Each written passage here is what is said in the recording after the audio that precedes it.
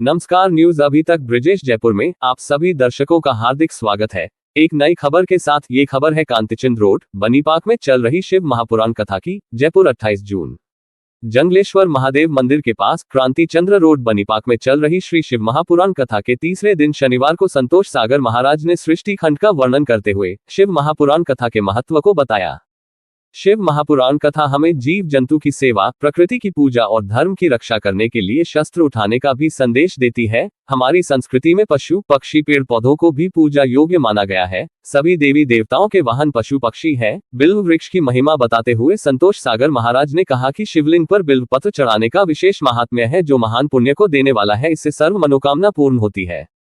जो भी व्यक्ति स्वयं के द्वारा लगाए गए बिल्व के वृक्ष से बिल्व पत्र शिवलिंग पर चढ़ाता है तो इससे बड़ा कोई पुण्य नहीं होता है। प्रत्येक व्यक्ति को बिल्व के पौधे लगाने चाहिए। महाराज ने बताया कि बिल्व की उत्पत्ति माता लक्ष्मी से हुई है। माता लक्ष्मी को बिल्व अर्पित करने से महान फल की प्राप्ति होती है। शिव महापुराण कथा समिति के पदाधिकारियों के अतिरिक्त अतिथि आईजी सिक्योरिटी विष्णुकांत, वरिष्ठ प्रचारक RSS सुदामा, भाजपा नेता चंपालाल गैदर, भगवती चौधरी, रमेश सोमानी, अरुण शर्मा, जोरावर सिंह पालाउत, प्रकाश शर्मा, प्रताप भानु, महेंद्र यादव एवं श्रोताओं ने कथा सुनी। भगवान भोलेनाथ की कृपा और आशीर्वाद हम सभी भक्तों पर बना रहे। इसी शुभ संदेश के साथ न्यूज अभी तक ब्रिजेश जयपुर से पत्रकार ब्रिजेश कुमार नावरिया की शिव महापुराण कथा की शानदार रिपोर्टिंग। न्यूज को लाइक कमेंट कर चैनल को सब्सक्राइब करना ना भूले। धन्यवाद। फिर मिलेंगे एक नई खबर के साथ। आइए देखते हैं कार्यक्रम की झलक। जी कहते हैं, महादेव मेरी आत्मा आप हो और भगवती गिरिजा मेरी मति है। अलग अलग देवता, एक पिंड का निर्माण हुआ, 24 तत्वों का पिंड, अलग अलग देवताओं की शक्ति उसमें आकर के समाहित हुई। शिव महापुराण एक बड़ी अच्छी बात कहती है। हमारे अंग के अलग अलग देवताओं का वर्णन है शिव महापुराण। और अगर ज्ञान हो जाए कि कौन से अंग के कौन से देवता है, उस अंग को आप ठीक कर सकते हैं। नेत्रों के देवता, हाँ सुन लिया बहन, सुन लिया। हमारे नेत्र के देवता हैं सूर्य।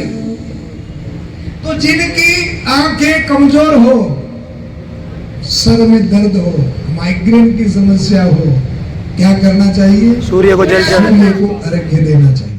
सबसे बड़ा रोग मनोरोग, और सबसे ज्यादा डॉक्टर जो MBBS कर रहे हैं ना, वो भी मनोरोग पे ही कर रहे हैं, क्योंकि डॉक्टरों को पता है आगे आने वाले समय में सबसे ज्यादा मानसिक रोगी होंगे। आने वाले समय में सबसे बड़ा मनोरोग क्या है? मनोरोग ये मोबाइल है। सारी रणनीतियां आती है, हमको सब कुछ आता है। पर क्या भाई साहब, एक बात बताओ, आप सनातन की इतनी बड़ी बड़ी बातें करते हो, इतनी बड़ी बड़ी सनातन की जय जयकार करते हो, तो गीता के श्लोक सुनो, वो तो नहीं सीखी।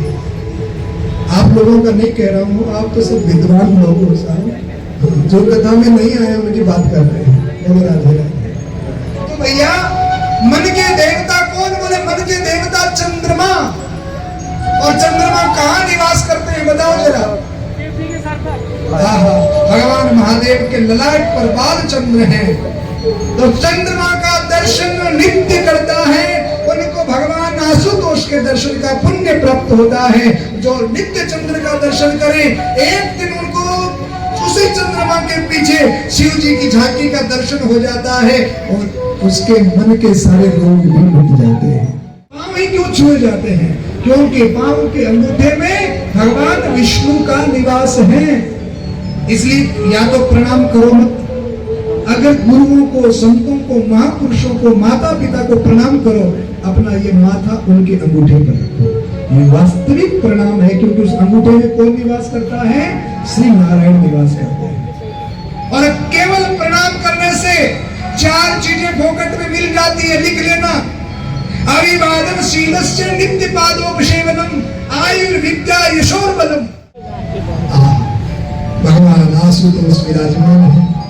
जाकर के ब्रह्मा जी ने प्रणाम किया। महादेव ने कहा, ब्रह्मा चिरंजीवी भव। सनत कुमारों ने प्रणाम किया, चिरंजीवी भव।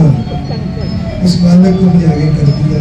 भगवान महादेव मस्ती में चिरंजीवी भव। अब तो महाराज ब्रह्मा जी हंसे, सनत कुमार मुस्कुराए, महादेव ने कहा क्या हुआ? बोले महाराज हमारी भला छूटी। अब तो आप जानो, आपका काम जाने। अगर महादेव की बात झूठी हो तो ब्रह्मा की भले झूठी हो जाए। अब महादेव जी की बात झूठी नहीं हो सकती। भगवान शंकर ने कहा क्या समस्या? बोले बाबा बस इतनी सी समस्या है।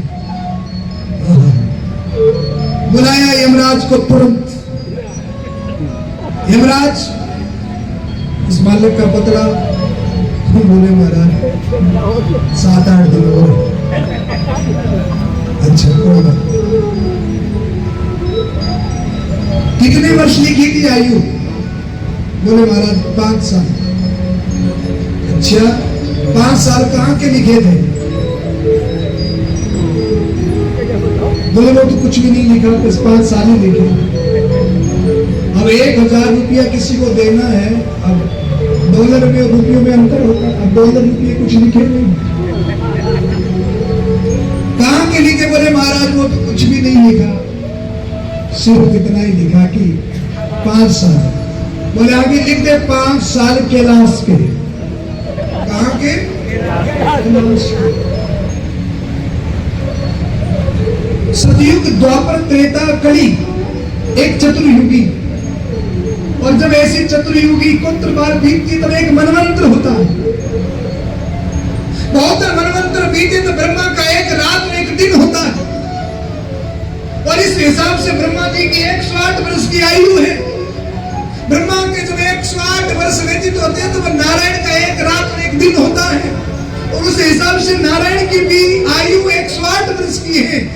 और कैलाश का तो अनंत मानता है साहब। कितने युग, कितने चतुर्युगी बीत जाए।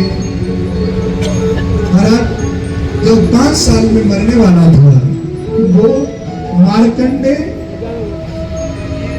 अमर हो गए, चिरंजीवी हो गए। आज भी मार्कंडे हो। अगर प्रलय का दर्शन किसी ने किया, श्रीमद् भागवत पढ़िए, मार्कंडे ऋषि ने किया है। और नवरात्रि में हमारे घर पर दुर्गा सप्तशती का पाठ होता है, ऋषि मार्कंडे जी के द्वारा रचे हुए।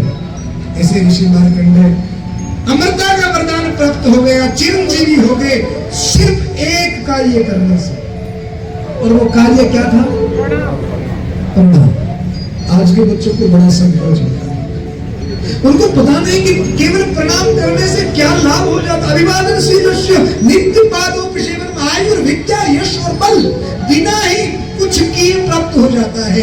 इसलिए प्रणाम करिए साहब। पर पांव के अंगूठे को छू करके, पांव के अंगूठे में नारायण रहते हैं।